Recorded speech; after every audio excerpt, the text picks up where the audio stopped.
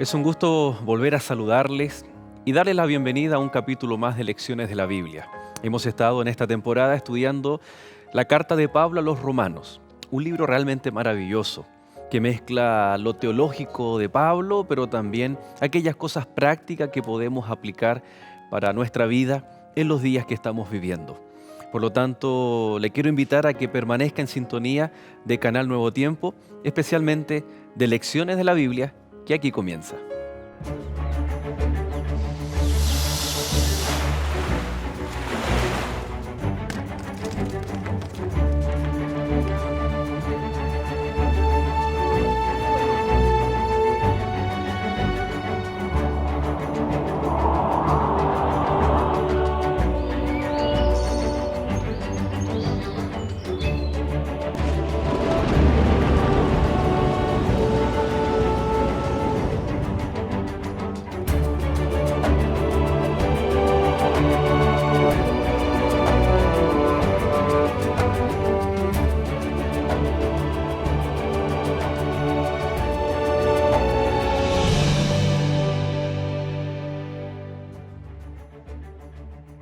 El pecado no se enseñoreará de vosotros, pues no estáis bajo la ley, sino bajo la gracia. Romanos capítulo 6, verso 14.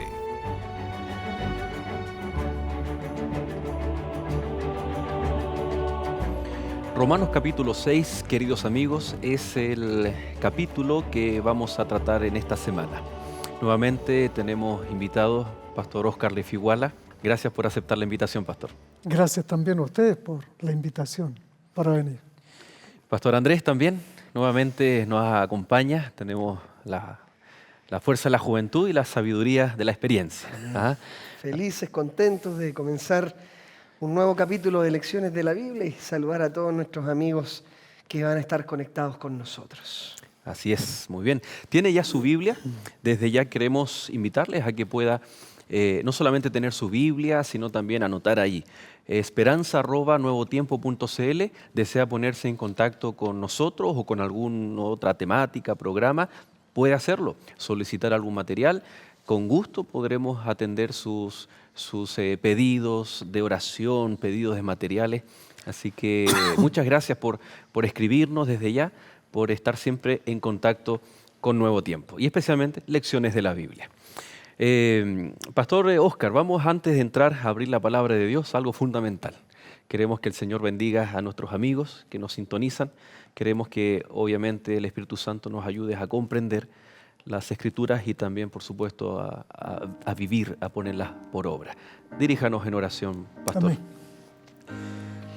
Padre Santo que estás en el cielo, te damos gracias una vez más por tener este hermoso privilegio de estudiar tu palabra, recibir tu mensaje.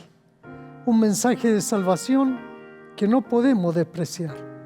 Es por eso que lo queremos también compartir con todos nuestros amigos y oyentes. Te lo pedimos en el nombre de Jesús. Amén. Amén. Amén.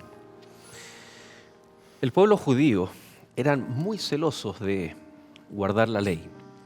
En el capítulo 3, el versículo 8, hay una pregunta que el apóstol Pablo no responde en ese momento y lo responde en el capítulo 6, que es el que vamos a estudiar esta semana.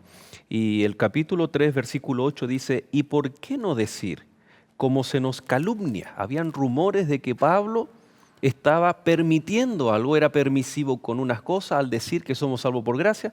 Entonces, calumnia. Y como algunos cuya condenación es justa, afirman que nosotros decimos: hagamos males para que vengan bienes. En otras palabras, Pablo en el capítulo 3, verso 8 deja esa pregunta, no la responde ahí. Dice, hay algunos que nos calumnian, que nosotros andamos diciendo, hagamos males, total vivimos bajo la gracia. ¿No? Ya se estaba malinterpretando a Pablo en aquella época. Y en el capítulo 5, que es el contexto previo a lo que vamos a ver, en el verso 20 dice, la ley pues se introdujo para que el pecado abundara, pero cuando el pecado abundó, sobreabundó la gracia. Porque así como el pecado reinó para muerte, así también la gracia reinará para la justicia, para vida eterna, mediante Jesucristo Señor nuestro. En otras palabras, ahora sí en el capítulo 6, Pablo viene a resolver esas calumnias o esa mala interpretación de sus palabras, que le decían, tú, salvo por gracia, entonces hagamos los males que queramos. En el capítulo 6, el título es ¿Cómo vencer el pecado? Pablo dice, no, nosotros también tenemos que contrarrestar, combatir, vencer el pecado. Y para eso, Pastor Oscar, él habla de cuando abunda el pecado, abunda también la gracia. Y ahí el idioma original tiene algo extraordinario. Sí. Bueno, tal vez un pequeño preámbulo es que el capítulo 5 nosotros estuvimos viendo la justificación, que es la obra de Dios en un instante en el ser humano. Pero ahora el capítulo 6 está hablando de la santificación, que es un trabajo de toda la vida, ¿ya? Y entonces, en base a eso, acusaban a Pablo, ¿no? Que había que lo tratan hacer tal harto vez pecado. como libertinaje, Claro. porque él habla en Gálatas de la libertad en Cristo Claro. que tenemos ahora. Entonces, este texto, Romanos 5:20, cuando dice que cuando abundó el pecado, sobreabundó la gracia. El problema es que en nuestra Biblia se utiliza la misma palabra para ambos, abundar, abundar. Abundó el pecado, abundó la gracia. Pero en realidad que en griego son dos palabras distintas. Cuando dice que cuando abundó el pecado, utiliza el verbo pleonazo. Y de allí también viene un sustantivo que es el pleonasmo, cuando se repiten mucho ciertas palabras, ¿no? Eso ya es un pleonasmo, es decir, se está repitiendo tanto, ¿no es cierto? Y la raíz pleró también es completo, Claro, lleno, es pleno, abundante. todo. Pero sin embargo, cuando dice sobreabundó la gracia, utiliza otro verbo que es el hiperperiseo. Hiper, bueno, esa palabra bien conocida. Sí. El hipermercado, abundancia, hiperactivo, es decir, lo abundante, abundante, Es lo más que súper, máximo. Y peri es todo lo que está alrededor. En otras palabras, cuando se repitió mucho el pecado, la gracia desbordó.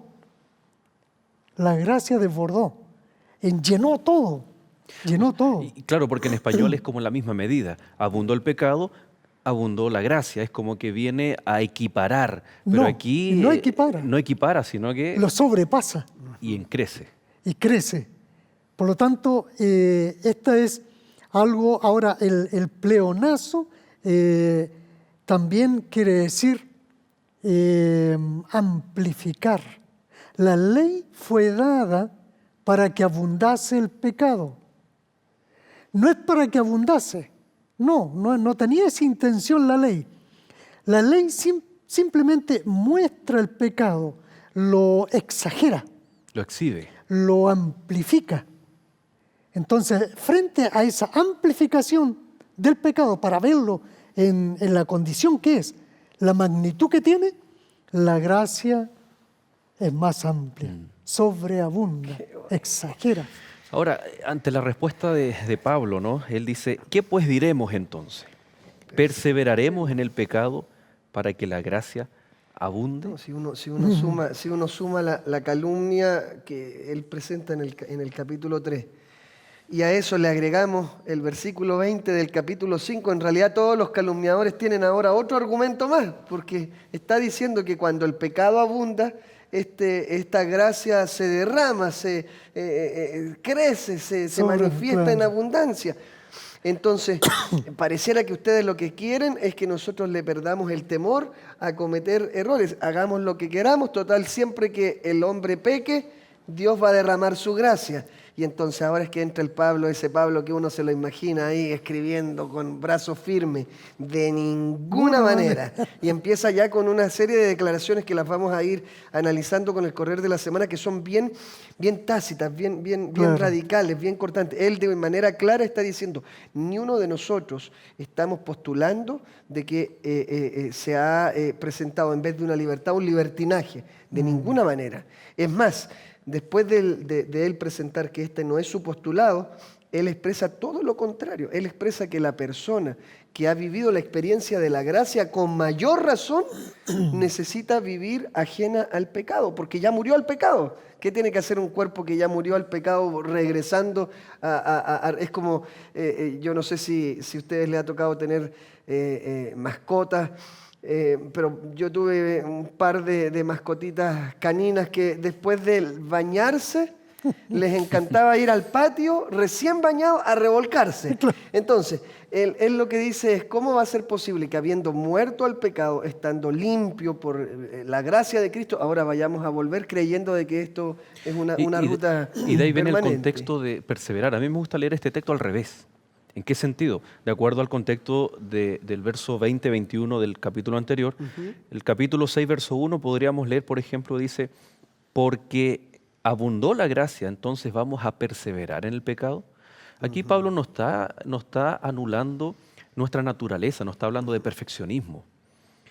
Dice que vamos a seguir pecando, pero esta palabra perseverar en el pecado es como cuando Juan dice, hijitos míos, si alguno hubiese pecado. Exacto. ¿Y cómo si somos todos pecadores? Pero está hablando de un pecado consciente, de abusar, estando consciente, ¿no es cierto?, de los pecados, de los gustos, los deseos. Pablo habla de los deseos de la carne, concupiscencia, etc. Porque más adelante, y comienza dando 3 ejemplos, y dice, somos pecadores, no pecamos porque abunda la gracia de Cristo, sino que es una lucha. Y el primer ejemplo es el bautismo. Claro, y también el capítulo 5 hacía el énfasis, no reine en vosotros, es decir, no los gobierne el pecado. Entonces la justificación se mata a ese gobierno del pecado y entonces ahora se instaura el gobierno de la gracia, pero dentro de ese gobierno de la gracia está lo que bien Joel decía, uno de esos aspectos, para matar, para pasar de un estado a otro, el bautismo. Y lo compara de una forma bien especial. Bueno, entonces, para esta introducción, cerrar la introducción e ir de lleno ya al ejemplo de Pablo. Algunos dicen que yo predico, decía Pablo, de que como abundó la gracia, podemos pecar deliberadamente. Pero todo lo contrario, todo aquel que es nacido de nuevo tiene que, en Cristo Jesús, luchar, ¿no? o morir al pecado. ¿De qué forma morimos al pecado? El primer ejemplo entonces es el bautismo. ¿O no sabéis, verso 3, que todos los que hemos sido bautizados en Cristo Jesús hemos sido bautizados en su muerte? Y luego habla de la sepultura y de la resurrección. ¿Cómo esta analogía, pensando en los oyentes de Pablo? Para nosotros, que ya vemos la muerte y resurrección de Cristo, porque estamos pensando en un grupo de personas, si hablamos de los judíos, que ellos aceptaran a Cristo como el Mesías, su muerte, su resurrección, o los cristianos gentiles, ¿no es cierto? Era bien especial el ejemplo que él estaba dando. Sí, aquí hay una trascendencia teológica bien profunda, bien grande. Porque cuando Dios le dice a Adán y a Eva en el huerto del Edén, si pecan, morirán. Y dijimos la semana pasada que esa muerte era la muerte eterna. Y Cristo tenía que solucionar esa muerte, especialmente afectada a las otras, pero esta muerte. Ahora, cuando Pablo dice que por la transgresión de uno, vino la condenación.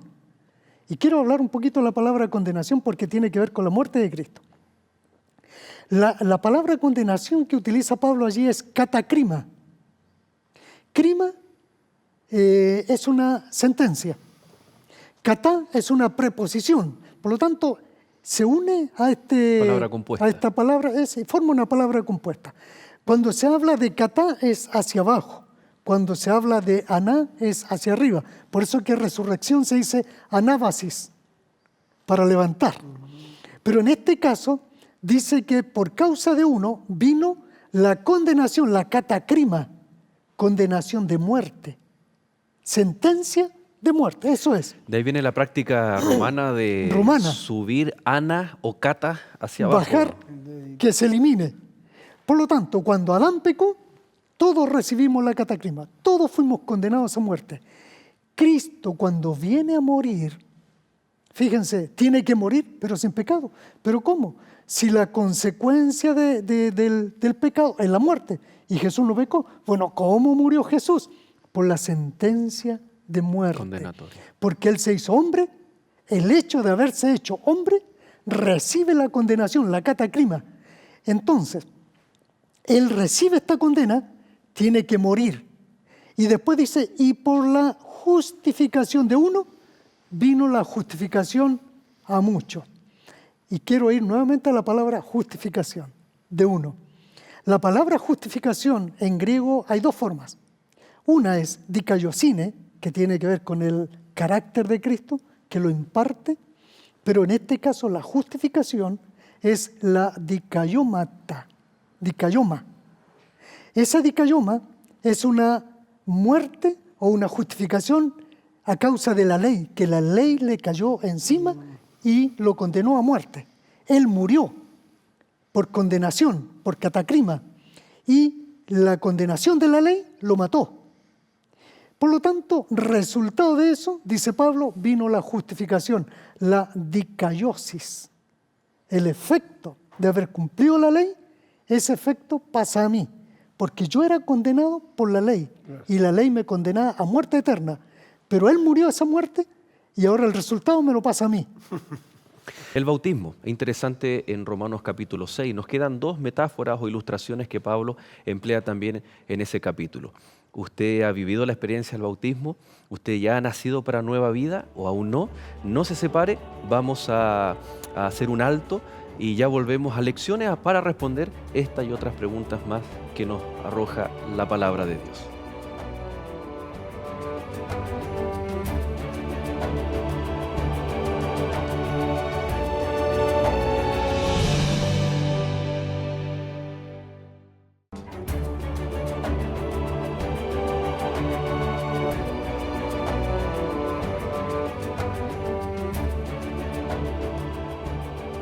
Gracias por permanecer en compañía de Lecciones de la Biblia. Estamos tratando el tema de Romanos capítulo 6.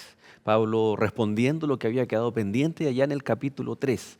Cuando muchos creían que Pablo predicaba acerca de la gracia, de la justificación o salvación, y no era importante el tema del pecado, él lo viene a tratar acá, en el capítulo 6. Y a partir del verso 3 en adelante ya hemos leído que él hace una analogía, una comparación, o podríamos tal vez ir un poco más allá.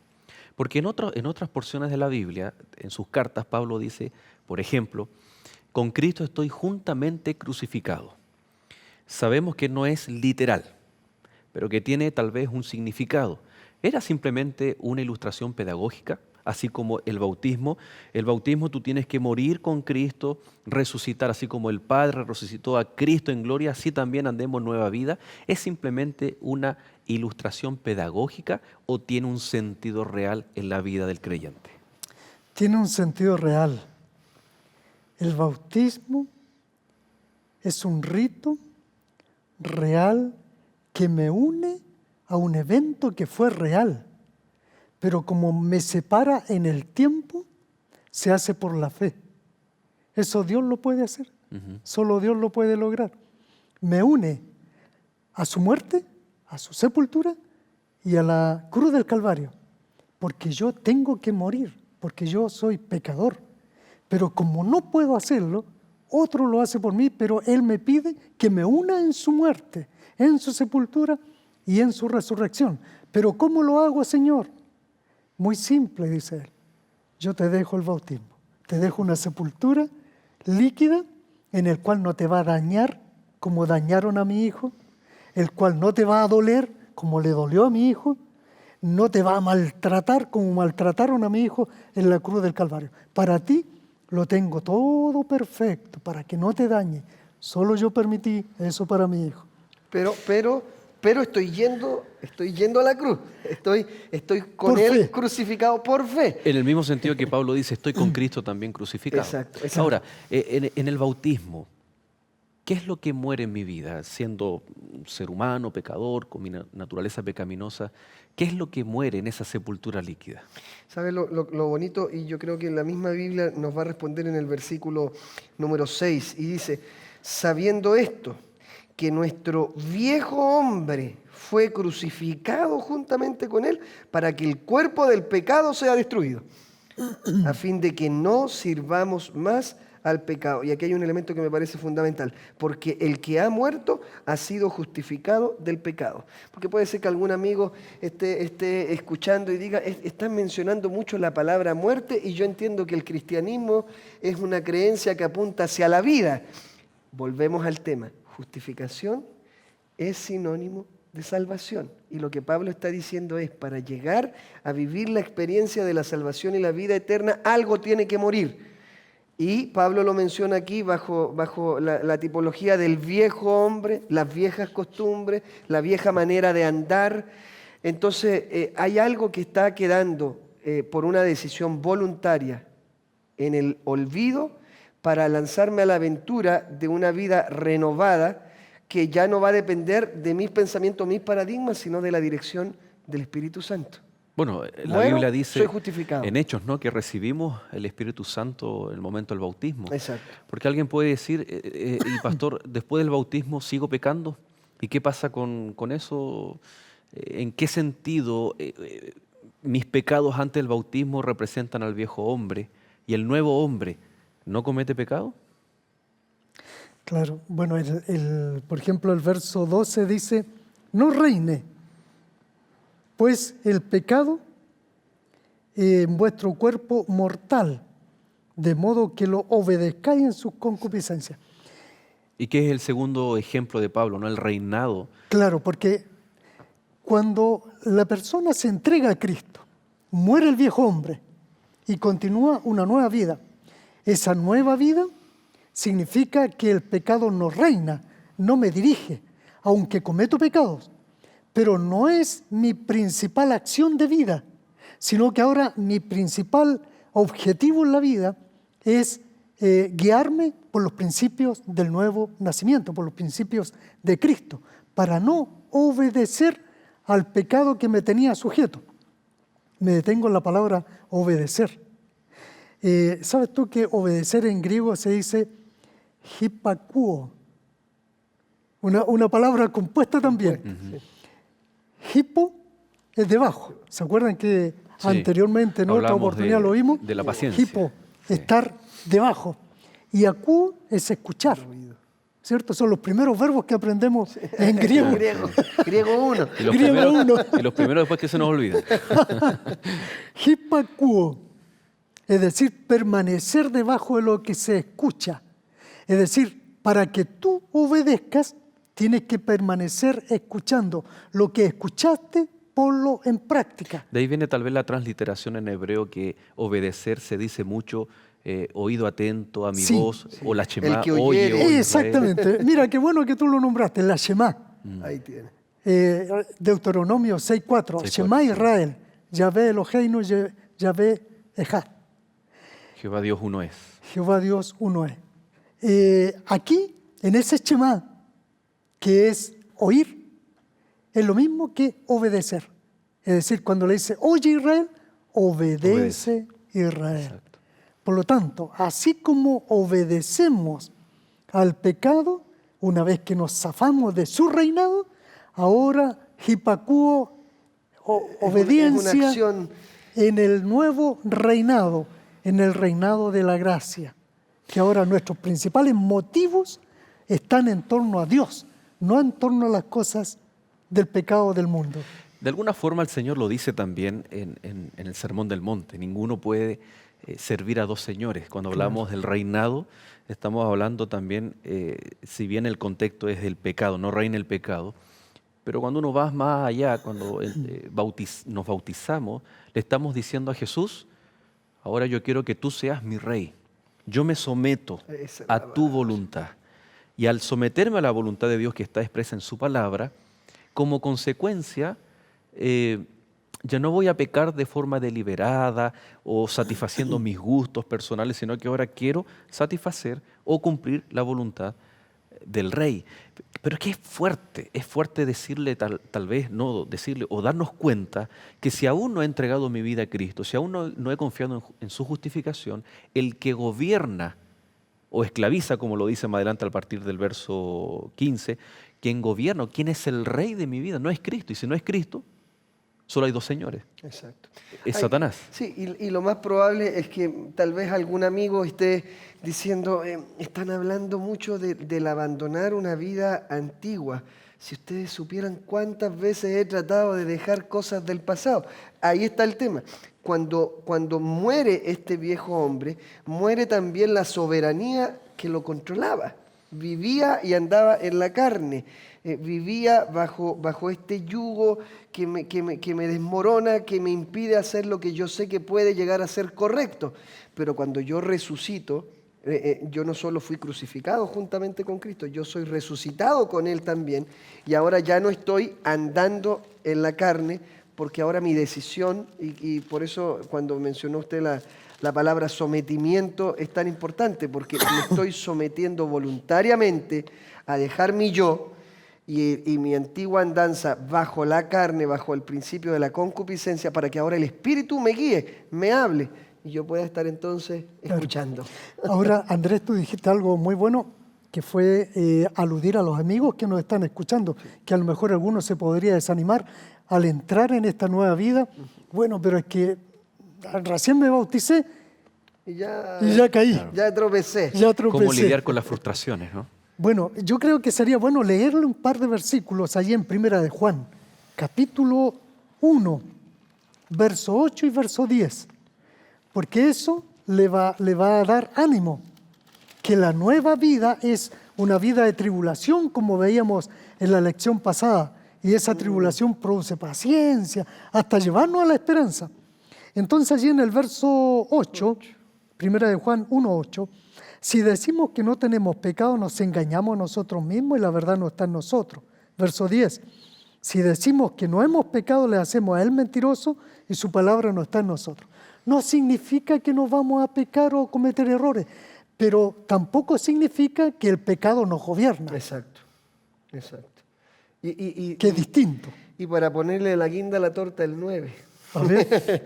Y si confesamos nuestros pecados, Él es fiel y justo para perdonar nuestros pecados y limpiarnos de toda maldad. Es decir, cuando yo estoy caminando en esta vida nueva y tropiezo, yo tengo a quien acudir, yo tengo a quien clamar, yo tengo a quien buscar, tengo de quien sostenerme y alguien que me va a levantar en medio de esa caída. Yo tengo otro texto para ponerle a la guinda de la torta. ¿Se le puede poner algo una más? cremita. O le ponemos la salsa de frambuesa. Esa misma. La salsa de chocolate.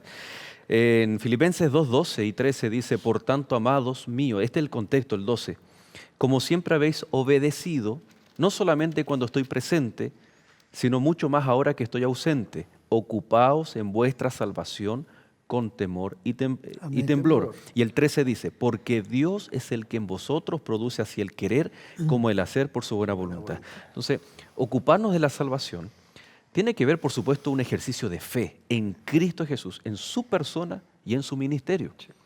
Pero también se tiene que evidenciar en esta, entre comillas, lucha contra el pecado. ¿Cómo vencer el pecado? Y aquí dice que cuando, ya que estamos haciendo alusión, para no desanimarnos cuando de pronto yo le hago una promesa al Señor o le pido, Señor, ayúdame, y termino fracasando en ese compromiso que hice con el Señor. Entonces aquí dice que tal vez no le hemos entregado todo al Señor, porque Él va a producir tanto el querer hacer el bien, pero también nos va a capacitar en el hacer el bien. Claro, y en este paso de la vida antigua a la vida nueva, el Señor puso algo muy lindo, que fue el bautismo, que marca el inicio, el término de algo y el inicio de esto otro. Es decir, para saber cuándo yo realmente ahora ya me someto definitivamente y públicamente a mi Salvador, a mi Redentor, es el bautismo. Y ese evento marca el antes y el después. Marca un antes y un después. Es interesante que en el contexto de Pablo, especialmente en Roma, cuando hablaba de la palabra justificación o justicia, tiene que ver no solamente con un marco legal, sino que, y hay un ejemplo en Lucas 18, cuando Jesús cuenta la parábola de un juez injusto, dice que no temía a Dios ni respetaba a los hombres, y había una mujer que quería que le hicieran justicia, y ahí está haciendo alusión a que los jueces en la antigüedad se involucraban. Entonces, la palabra les provocaba eso, Cristo me justifica, Dios me justifica, es decir, Dios está dispuesto a involucrarse Él se interesa. interesarse, correcto. Ahora, otra palabra es reinado, ¿no es cierto? Para ellos tenían claro, para nosotros nos cuesta, ¿no? Hoy en día tenemos el reinado de Mónaco, de Inglaterra, que más que nada son como una tradición en ciertos Simbólica países. de cierta Correcto. monarquía. Pero el primer ministro es el que tiene más poder Exacto. que los mismos reyes. Pero para ellos tenía una connotación muy especial, ¿no? El concepto de reinado. Y esclavo. En el verso, exacto, en el verso 15, especialmente el 16, dice, ¿no sabéis que si os sometéis a alguien como esclavos para obedecerlo, sois esclavos de aquel a quien obedecéis? Sea del pecado para muerte o sea de la obediencia para justicia. Hay palabras que Pablo va incluyendo, que es justicia, pero también es redención. Para nosotros hoy en día, ¿no? Redención, inmediatamente se nos va nuestra mente a la cruz. Pero en Roma, la redención era el acto de una persona de ir y pagar por la libertad de un esclavo. Exacto. Entonces, por eso él da este ejemplo. Parte con el bautismo, el reinado, quién va a reinar en mi vida, y continúa con esclavo, ¿no?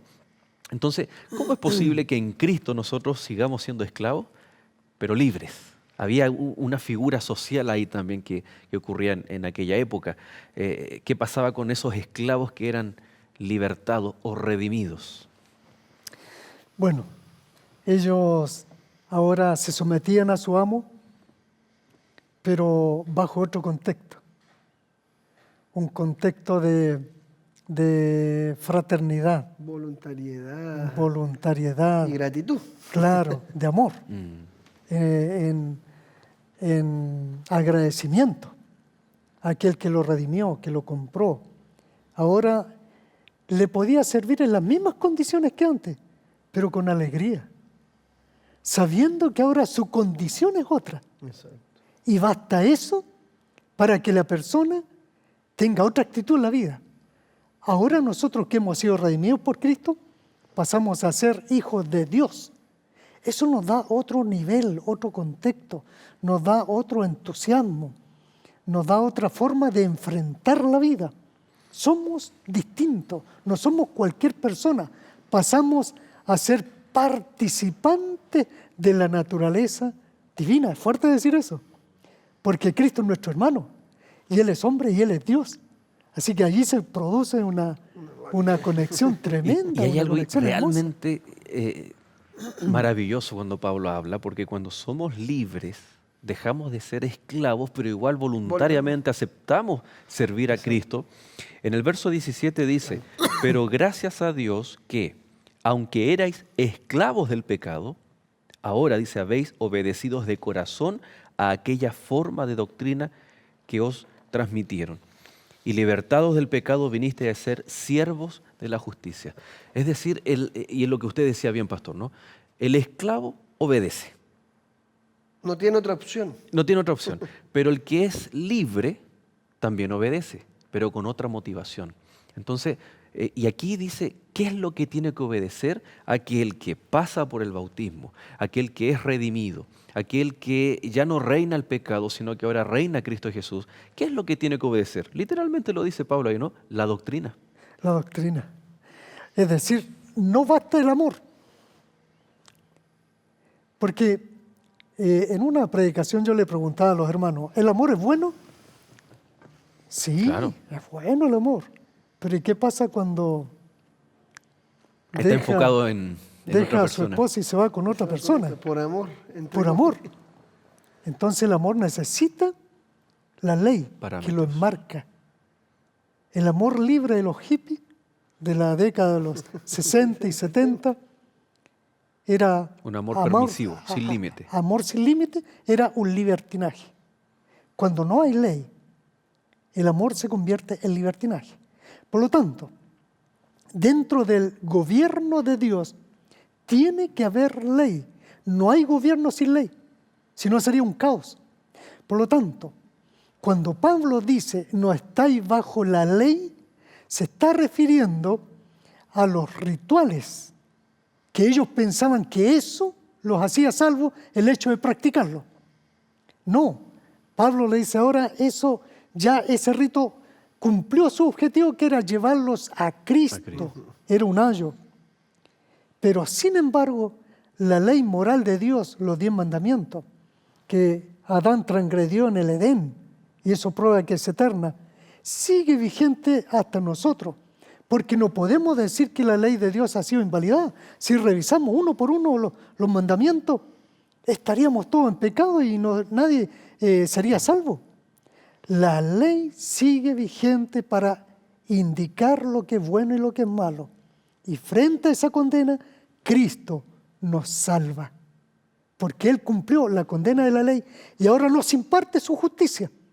Esa justicia que nos entrega día a día es la santificación, que lo hace como nuestro sumo sacerdote. Y que el Espíritu Santo juega un rol trascendental. Vamos a detenernos solo un instante y invitar a nuestros amigos que sigan en nuestra compañía. Pero vamos a hacer un alto y les esperamos muy pronto de regreso después de esta pausa.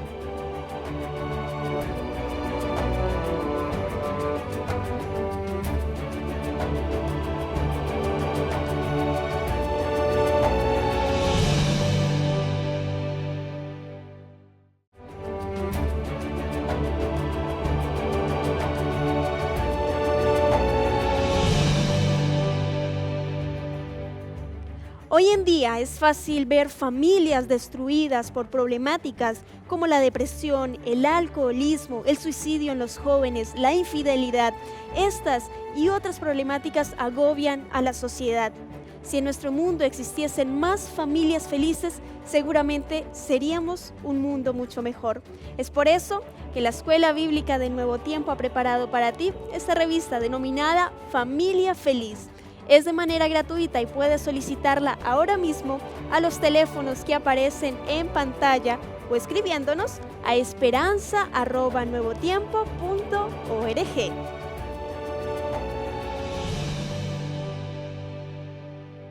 Gracias por permanecer en la compañía de Nuevo Tiempo, Canal de Esperanza. Recordando que estamos ansiosos y estamos esperando que usted pueda contactarse con nosotros a través de esperanza@nuevotiempo.cl. Y que también este programa, si lo está viendo a través del canal Nuevo Tiempo, que también lo pueda buscar en nuestra plataforma de YouTube y así poder compartirlo con más personas, ¿no? Es importante poder compartir en las redes sociales hoy día, un mundo tan globalizado en las comunicaciones. Estamos ahí viendo cuán maravilloso es la justificación, lo que Cristo hizo. Y que Pablo está respondiendo, no, la justificación no es para pecar deliberadamente, al contrario, tenemos un desafío, una lucha, una batalla contra el pecado. Que obviamente vamos a ser vencedores en el día de la glorificación cuando seamos transformados nuestra naturaleza. Pero tenemos harta tarea que hacer en Cristo Jesús, porque si no fuese una tarea titánica pretender ser perfecto, pretender no pecar, sí, cuando es parte de nuestra naturaleza. Hay un elemento también que a mí me parece bien importante, porque este capítulo 6 es uno de los argumentos teológicos poderosos que uno tiene para resguardar la vigencia que Pablo, aún sin mencionarlo tácitamente, todo el contenido del capítulo 6 apunta a la necesidad de formas, de límites de la demostración del amor. Y volvemos al tema, al punto esencial del sentido que tiene la ley. Imaginarnos el capítulo 6, una vida de este nuevo hombre bajo un cuadro en el cual se aleje del pecado. ¿Quién me va a mostrar el pecado? ¿Quién va a seguirme reflejando el pecado si no es una ley que es buena, santa, justa? Entonces es uno de los elementos, porque yo estoy seguro que hay varios amigos presenciando lecciones de la Biblia y que este trimestre de manera particular va a ser bien fuerte para ellos, por determinados conceptos que a veces voluntario o involuntariamente se predican en diferentes templos o iglesias, en el cual el punto de la ley o la vigencia de la ley está puesta en tela de juicio, y lo hablábamos ahora también fuera de cámara. Pero yo creo que a partir del versículo 20 en adelante empiezan a mencionarse algunas palabras que son fundamentales, como es santificación y frutos. Y tal vez para reforzar esa idea que tú estás presentando de una posible errada interpretación de textos, por ejemplo, como el 14, el pecado no se enseñoreará de vosotros, pues no estáis bajo la ley, sino bajo la gracia. Entonces, cuidado que cuando se lee un texto fuera de contexto o de forma aislada, podemos decir, ya no estamos bajo el cumplimiento de la ley, Exacto. supuesta hipotéticamente, sino que ahora vivimos bajo la gracia. Pero si eso lo contrastamos o complementamos, mejor dicho, en su debido contexto, al verso 22 dice, pero ahora que habéis sido libertados del pecado y hechos siervos de Dios, tenéis por vuestro fruto la santificación y como fin la vida eterna. Entonces, ¿qué rol juega la santificación con la observancia de la ley? ¿No? ¿Es una primero, otra después? ¿Es resultado de o son simultáneas? ¿Qué podríamos reflexionar con respecto a la santificación? La santificación es una sola con la justificación, van de la mano. Hacemos la diferencia por motivos de estudio, pero el que fue justificado tiene que seguir siendo justificado. Y ese acto de repetición de la justificación es lo que le llamamos, o Pablo le llama, santificación. Y la santificación tiene que encontrarse con la ley que lo conduce, le dice por aquí, por este otro camino, por acá no, en fin, le va indicando el camino. ¿Puede haber santificación sin ley?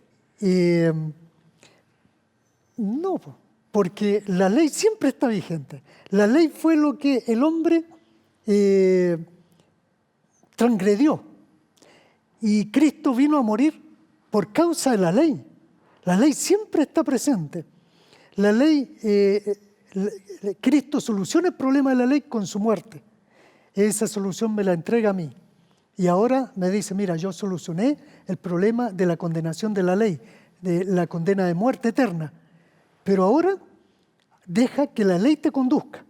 Porque si nosotros sacamos los 10 mandamientos, en donde me dice, no tendrás dioses ajenos, y yo tengo dioses ajenos, digo, no, si la ley ya no vale. No tengo que me marque. Entonces estoy cometiendo pecado, estoy perdiendo la salvación. Por lo tanto, los 10 mandamientos siguen vigentes como norma de vida, pero no para ser salvo. Porque ya soy salvo. Es para conducirme como salvo, en forma correcta. Y entonces la ley me conduce, más Pablo agrega que debemos obedecer a la forma de doctrina. Es decir, tiene que haber cosas que el Señor dejó para conducirnos en la vida cristiana. Más todavía, quiero leer el texto de San Mateo, capítulo 28, versos 19 y 20. Dice, por tanto, id y haced discípulos a todas las naciones, bautizándolos en el nombre del Padre, del Hijo y del Espíritu Santo. La justificación, el bautismo allí, un momento. Pero luego agrega, enseñándoles que guarden todas las cosas que os he mandado. Es decir, aquí no es un reino, de puro amor, no, si vivamos de puro amor. El Señor dejó muchas cosas que tenemos que guardar y obedecer dentro de este reino y dentro de la vida cristiana. Permíteme mencionar solo una cosa. Cuando el pastor hablaba de esta forma, que es lo que menciona el versículo 17, ¿verdad? Hemos decidido obedecer a esta forma de doctrina. Es muy probable que alguno de nuestros amigos haya escuchado alguna vez a un primo, a un familiar, a un vecino decir, es que yo creo en Dios a mi manera. Es que yo sigo a Dios a mi manera. No me diga cómo yo tengo que... Ningún ser humano me puede decir a mí cómo yo tengo que obedecer o creer en Dios. Pero si hay una forma, y esa forma la da Dios. Entonces, mucho cuidado con que de pronto usted está ahí sentado en la cama y dice, pastor, pero ¿me conoce? Porque tal vez usted puede estar cometiendo ese error de decir, yo creo en Dios a mi manera. Cuando yo decido voluntariamente llegar a amar a Dios, no es ya a mi manera, porque el yo ya murió. Soy esclavo. Soy esclavo de la manera y la forma que Él le está dando a través de su la reino. doctrina. Y existen hoy en día tal vez muchas denominaciones cristianas, la forma de interpretar la Biblia, la forma de los cultos también, para satisfacer al ser humano y no para cumplir la voluntad de Dios. Por lo tanto, la clave es buscar una iglesia, buscar la forma correcta que exprese la voluntad de Dios para poder ser parte de ese pueblo de Dios. Yo creo que es bien importante que nuestros amigos entiendan este proceso de la santificación es justamente la manera en que el ser humano va dando cuenta de una justificación permanente, perdurable, y que si usted, cada uno de nosotros lo decide, va a tener consecuencias eternas. Pero el tiempo nos está ganando. Y acá atrás tengo a mi pastor Joel, quien nos va a compartir el resumen de esta lección. Muchas gracias, Pastor Andrés. Y vamos entonces al resumen de la lección número 7, que estamos revisando, especialmente, como habíamos dicho, el capítulo 6 del libro de Romanos. Pero es inevitable partir con recuerda usted, el capítulo 3, versículo 8, en donde a Pablo se le critica y se le malinterpreta diciendo, hagamos males para que vengan bienes.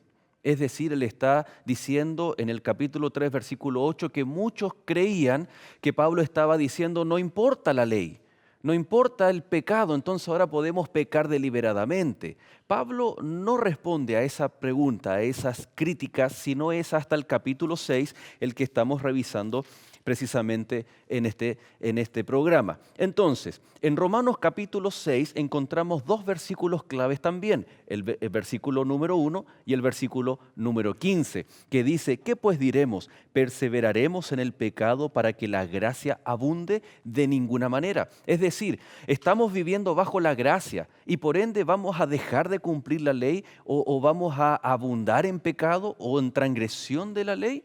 Y el verso 15 repite la misma idea. ¿Qué pues? ¿Pecaremos porque no estamos bajo la ley, sino bajo la gracia? De ninguna manera.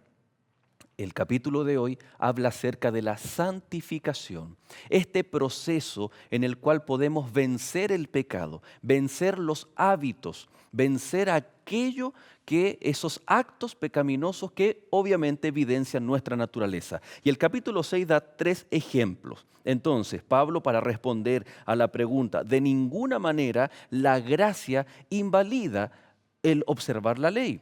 Entonces, este proceso comienza con el bautismo, morir al pecado. Y ocupa el ejemplo, como bien vimos, acerca de Cristo Jesús, su muerte, ser sepultado y su resurrección. En Cristo Jesús, en su muerte, sepultura y resurrección, somos y debemos ser bautizados para comenzar una nueva vida en Cristo Jesús. Porque el pecado reina. Y Pablo dice en el versículo 12, capítulo 6, no reine pues el pecado en vuestro cuerpo mortal.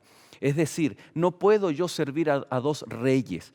Cuando yo entrego mi vida a Cristo Jesús, debe reinar entonces la naturaleza de Cristo Jesús, no aquella naturaleza humana. Debemos elegir a quién vamos a servir. Y cuando habla de servicio, entonces se agrega el elemento de la esclavitud. Y en este aspecto importante dice, habéis, el verso 17, la última parte, habéis obedecidos de corazón a aquella forma de doctrina. Un esclavo es aquel que obedece y que sirve. Vea usted el proceso. La gracia no invalida de ninguna manera, dice estos dos textos, el pecar, el ir en contra de la ley. Al contrario, una nueva vida en Cristo podemos vencer y morir al pecado. A través del bautismo, el Espíritu Santo nos guía, reina el Espíritu Santo, una nueva vida en el Espíritu y por supuesto ahora somos esclavos, como Pablo decía, o siervos de Cristo Jesús. Y todo aquel que lo ama, todo aquel que le obedece, dice la Biblia, obedece la sana doctrina. Es decir, estar bajo la gracia no tiene que ver con lo que yo quiero hacer, tiene que ver con la doctrina del Evangelio, tiene que ver con hacer la voluntad de Dios. Pastor Andrés. Muchas gracias, pastor. Y este capítulo tiene cosas interesantes, necesarias, frutos que Dios quiere que podamos experimentar. Y yo creo, pastor, que el mayor de los frutos y la mayor bendición que cada uno de nuestros amigos puede llegar a experimentar está registrada en el versículo 23. Porque la paga del pecado es muerte. Mas la dádiva de Dios es vida eterna en Cristo Jesús, Señor nuestro. Si fuera por los méritos, si fuera por las decisiones que usted ha tomado en el pasado y que yo he tomado en el pasado, el único pago que nosotros necesitamos recibir es la muerte. Sin embargo, Dios es tan lindo, Dios es tan maravilloso, que yo no sé cuánto tiempo llevará tocando la puerta de su corazón, buscando entrar en su hogar, buscando traer paz ahí donde usted siente que todo pareciera que es una tormenta, buscando calmar sentimientos que parecen estar desenfrenados, buscando poner paños fríos donde a veces la ira nos gana. Hay un Dios que quiere ver en ti frutos que realmente den cuenta de que hay alguien que está naciendo en su corazón. Pero para que Cristo nazca, alguien tiene que abrir la puerta, y ese alguien es usted. Yo estoy seguro que si fueras otro tipo de persona ya habrías cambiado el canal hace mucho rato. Sin embargo, si estás aquí es porque este concepto, vida eterna, le es llamativo. A lo mejor le estoy hablando a alguien que algún día perteneció a alguna denominación cristiana y trató de ser feliz sin este Salvador. Usted está regresando porque Dios le está buscando, porque Dios quiere volver a entrar en su hogar, porque Dios quiere volver a entrar en su familia. A lo mejor usted dice, pastor, ¿dónde puedo seguir escuchando estos mensajes? Número 1, seguir en sintonía del canal de Esperanza de Nuevo Tiempo. Pero número 2, encuentre una iglesia.com. Congréguese, busque un amigo, acérquese a una iglesia donde todo lo que se predique, usted pueda decir está basado en un escrito, está. Hay un Dios que lo está buscando. Hay un Dios que lo conoce y que sabe por qué motivo le trajo específicamente a esta lección.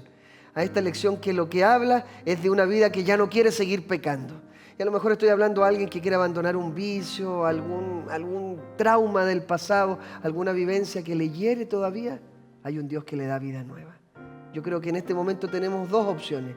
O usted apaga el televisor y no sigue escuchando estos mensajes de esperanza, o si usted está dispuesto a seguir escuchando, es tiempo de que usted también hable con Dios. Si usted me lo permite, y ustedes también, mis pastores, vamos a inclinar el rostro y vamos a orar de manera específica por ti, porque Dios te está buscando para hacerte salvo. Inclina tu rostro ahí donde quiera que estés. Bendito Dios, qué maravilloso es saber que aunque la paga que nosotros merecemos es muerte, alguien llevó por nosotros esa carga y lo hizo por amor.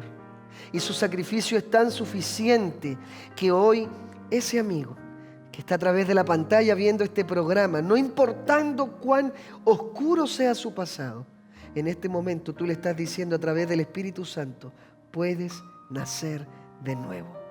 Por favor, ayúdanos a morir al viejo hombre, ayúdanos a morir a las prácticas que han destruido nuestra vida y permite que nuestros amigos, aquellos que semanalmente acompañan lecciones de la Biblia, puedan vivir la experiencia maravillosa de decir, ya tengo vida eterna en Cristo Jesús. Ya Cristo está limpiando mi vida y trayendo frutos de santidad.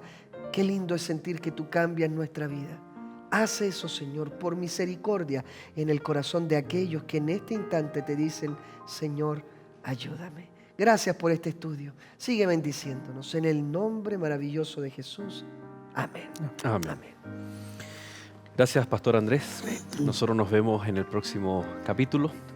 Pastor Oscar, gracias por su compañía. Gracias. Extienda un fuerte abrazo a su esposa, a sus hijos, su familia. Y vamos a orar para que su ministerio siga siendo fructífero como lo ha sido. Gracias por la inspiración, por estudiar juntos las Escrituras. Una nueva vida en Cristo Jesús, bautismo, tal vez quedaron esas dudas en el corazón. Póngase en contacto para que juntos podamos prepararnos para aquel momento maravilloso, si usted desea, poder entregar también la vida a Cristo Jesús. Será hasta un nuevo capítulo de Lecciones de la Biblia. Permanezca en sintonía de Canal Nuevo Tiempo, Canal de Esperanza.